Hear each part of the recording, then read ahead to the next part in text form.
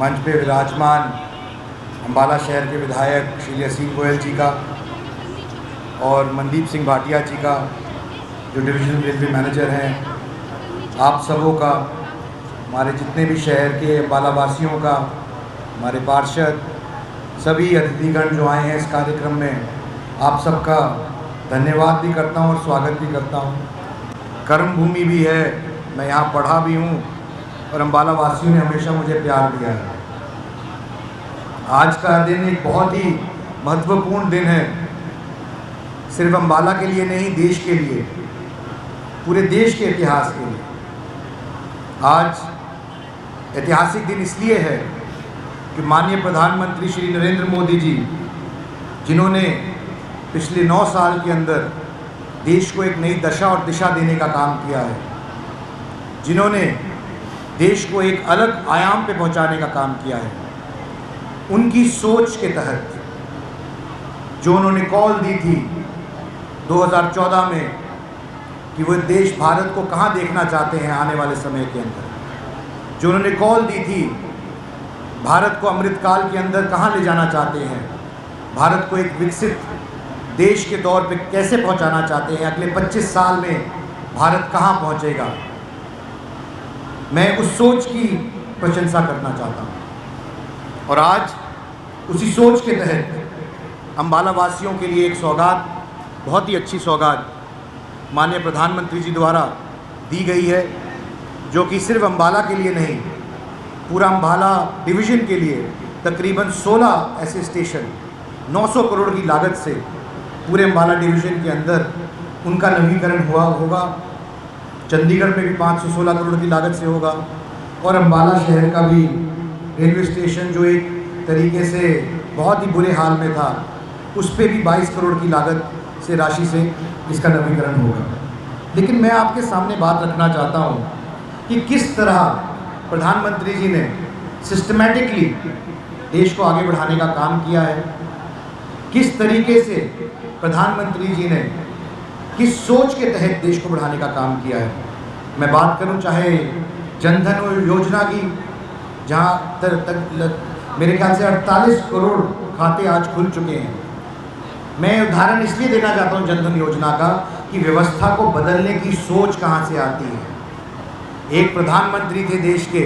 पूर्व प्रधानमंत्री, जिन्होंने कहा था कि मैं दिल्ली से 1 रुपया भेजता हूं तो 15 पैसा पहुंचता है लाभार्थियों को। उस व्यवस्था को बदलने का काम किया है। माना करें चाहे वो दुनिया का सबसे दूसरा बड़ा रोड नेटवर्क बनाने की बात हो या सबसे तेज़ी से ग्रोइंग रेलवे नेटवर्क बनाने की बात हो, ये सब चीज़ें माननीय प्रधानमंत्री की सोच का नतीजा है। जो दिशा और दशा उन्होंने देश को दी है उसका नतीजा है। मैं पिछले 20 साल से दुनिया में काम के लिए, व्यवसाय के लिए जाता हूँ, ट्रैवल करता हूँ, और मैं आपको आज बताने में मुझे अत्यंत खुशी है कि जब हम अपना नीला पासपोर्ट एक भारतीय पासपोर्ट के तौर पर जब हम अपना दिखाते हैं आज, तो भारत की ख्याति अलग तौर पे देखी जाती है, भारत को अलग नज़रिए से देखा जाता है, भारत के नागरिकों को अलग तरीके से देखा जाता है। ऐसा पहले नहीं होता था। इसकी जिम्मेदारी भी, इसका श्रेय भी माननीय प्रधानमंत्री जी को मिलता है। उन्होंने भारत की एक साख को बढ़ाने का काम किया है, विश्व में, विश्व के पटल पे भारत को एक अलग तरीके से रखने का काम किया है। कल ही धारा 370 की 4थी वर्षगांठ थी और मुझे पिछले साल लाल चौक पे तिरंगा फहराने का मौका मिला था। और मैं आज आपको ये बताना चाहता हूँ कि जब मैं वो झंडा फहरा रहा था लाल चौक पे 3री वर्षगांठ पे धारा 370 के ख़त्म होने पे, तो मैं सोचने में मजबूर हो गया कि आज से 30 साल पहले जब माननीय प्रधानमंत्री जी ये झंडा फहराने कश्मीर में गए थे, तो किन दुर्गम परिस्थितियों में उनको जाना पड़ा था, किन मुश्किल हालात में उनको जाना पड़ा था। और आज राष्ट्रवाद की भावना हर आदमी सेलिब्रेट करता है, बढ़ चढ़ के बनाता है। ये इसलिए संभव हो पाया क्योंकि माननीय प्रधानमंत्री जी के कार्यकाल के अंदर हम लोग 370 धारा खत्म कर सके और देश के अंदर, मुझे याद है आज भी वो दिन जब हमारे सैनिकों के शव शत विशत हालत में हमें वापस भेजे जाया करते थे। और आज का भारत एक अलग भारत है। आज के भारत के अंदर हमारे सैनिकों को सीमा बलों पे पूरी छूट है कि अगर दुश्मन किसी भी तरीके की हरकत करेगा तो उनको करारा जवाब मिलेगा। राज्यसभा सांसद के तौर पर तो मैं आश्वस्त करता हूं आज इस मंच से कि अम्बाला शहर और धूलकोट दोनों स्टेशनों के लिए, उनके नवीनीकरण के लिए भी और ट्रेनों को रोकने के लिए भी जो भी प्रयास होंगे, मैं अपने स्तर पर प्रत्यक्ष तौर पर अप्रत्यक्ष तौर पर दोनों तरीके से मैं आपके लिए ज़रूर आपकी बात रखूंगा। देश की सबसे ऊंची पंचायत पे, देश के सबसे बड़े संसद पे, और मुझे विश्वास है कि जिस तरीके से अम्बाला वासियों ने हमेशा हमारा साथ दिया है और प्रधानमंत्री जी ने हमेशा हरियाणा के लिए एक विशेष तौर पर उनका प्यार रहा है,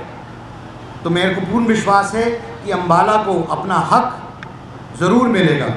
मैं धन्यवाद करना चाहता हूं पुणे माननीय रेल मंत्री अश्विनी वैष्णव जी का, जिन्होंने जब भी मैंने कोई बात उनके सामने रखी है अपने हल्के की, उन्होंने हमेशा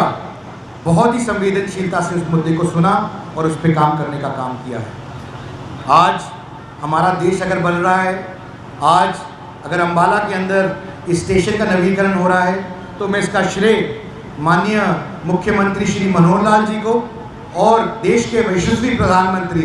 माननीय नरेंद्र मोदी जी को देना चाहता हूं कि उन्हीं के प्रयासों की वजह से ये हो रहा है और आप सबके प्रयासों की वजह से। मैं पुणे बहुत ज़्यादा समय ना लेते हुए, समय का अभाव है, आप सबका धन्यवाद करना चाहता हूं और आश्वस्त करना चाहता हूं कि आने वाले समय में भी ऐसे और बहुत से कार्यक्रम आएंगे, ऐसे और बहुत सी चीज़ें आएंगी अम्बाला वासियों के लिए, जिससे उनका गौरवान्वित होने का मौका मिलेगा। बहुत